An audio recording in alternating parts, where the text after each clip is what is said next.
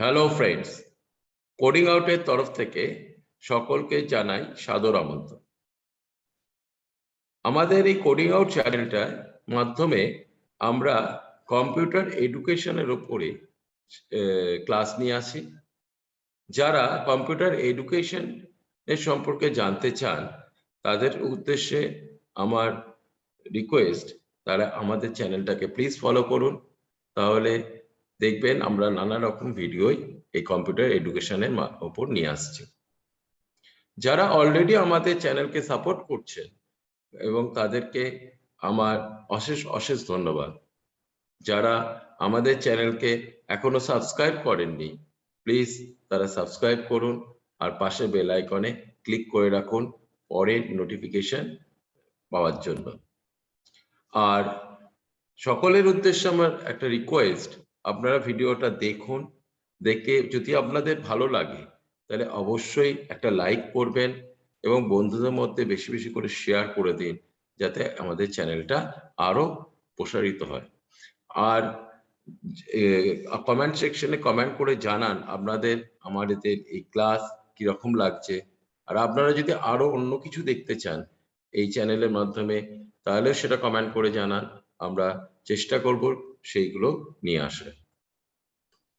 তো আজকে আমরা যে ক্লাসটা আনতে যাচ্ছি সেটা হচ্ছে এমএস এক্সেল এর উপরে টাইটেল এবং হেডিং প্রত্যেক পেজে কি করে কন্টিনিউ করা যায় প্রিন্টের সময়, সেটাই আমি আজকে দেখাবো। চলুন আমরা মেন ভিডিওতে যাই। দেখুন, এখানে আমি একটা শীট তৈরি করে রেখেছি যেখানে আমার 128টা মানে 128টা ডেটা আমার এখানে এন্ট্রি করা রয়েছে।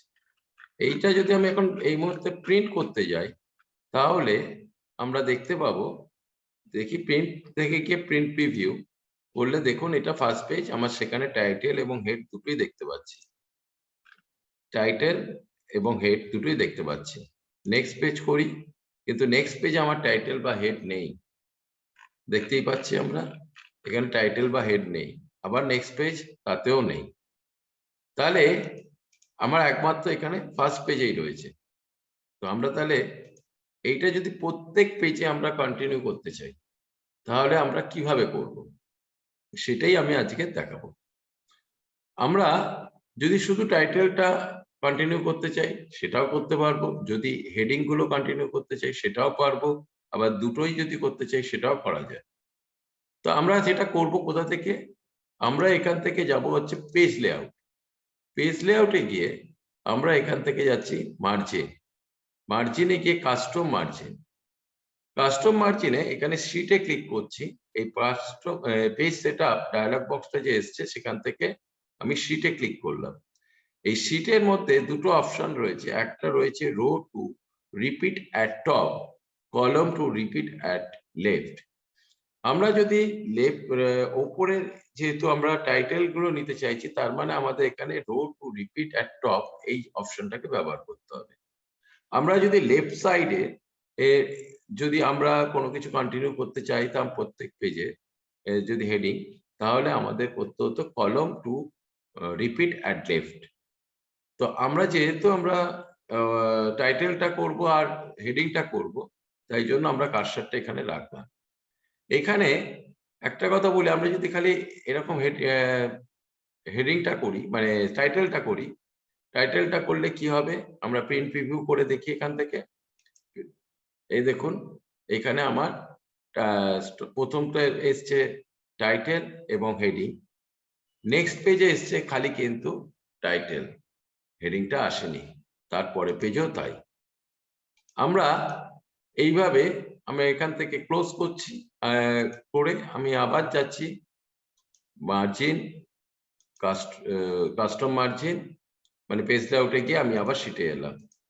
আমি যদি দুটোই চাই মানে টাইটেলটাও থাকবে হেডিংটাও থাকবে, তাহলে আমরা কি করব, এটাকে সিলেক্ট করে মুছে দিলাম। এইবার আমি করছি কি, টাইটেল এবং হেডিং দুটোকেই সিলেক্ট করলাম। এই টাইটেল এবং হেডিং দুটোকেই সিলেক্ট করে এবারে যদি আমি প্রিন্ট প্রিভিউ করি, দেখুন এখানে আমরা দেখতে পাচ্ছি ফার্স্ট পেজে স্টক বুক মানে যে টাইটেলটা এবং হেডিং গুলো দুটোই দেখা যাচ্ছে। নেক্সট পেজ করলেও কিন্তু দুটো দেখা যাচ্ছে, যেটা আগের বার দেখা যাচ্ছিল না, কারণ আগের বার আমি খালি টাইটেলটাকে সিলেক্ট করেছিলাম, এবারে টাইটেল এবং হেডিং দুটোই সিলেক্ট করেছি। নেক্সট পেজ দেখুন, আবার এখানেও তাই। তাহলে ব্যাপারটা আমরা বুঝতে পারলাম কিভাবে করছি। আমি যদি এইভাবে এখন প্রিন্ট নিই, তাহলে প্রত্যেক পেজেই টাইটেল এবং হেডিং পরপর অটোমেটিক্যালি চলে আসবে, ওই আমার প্রিন্টটা হয়ে যাবে। ক্লিয়ার হলো? আশা করি আমাদের এই ভিডিওটা বুঝতে পেরেছেন। যদি কোনো অসুবিধা থাকে অবশ্যই আমাদের কমেন্ট সেকশনে জানান, আমরা সেটা বুঝিয়ে দেবো। আর যদি ভালো লেগে থাকে তাহলে অবশ্যই একটা লাইক করবেন, আর কমেন্ট সেকশনে কমেন্ট করে জানাবেন ভালো লাগলো না খারাপ লাগলো। আর যারা আমাদের এখনো সাবস্ক্রাইব করেননি তাদের উদ্দেশ্যে আমার রিকোয়েস্ট, প্লিজ সাবস্ক্রাইব করুন চ্যানেলটাকে, আর পাশে বেল আইকনে ক্লিক করে রাখুন, যাতে পরবর্তী ভিডিও নোটিফিকেশন গুলো আপনারা সঙ্গে সঙ্গে পেয়ে যান। আর সকলের উদ্দেশ্যে আমার একটা রিকোয়েস্ট, আমাদের চ্যানেলটাকে প্লিজ চারদিকে সবার মধ্যে শেয়ার করে দিন, যাতে আমাদের চ্যানেলটার সম্পর্কে আরো সবাই ভালোভাবে জানতে পারে। তাহলে আজকে এই পর্যন্ত, বাই।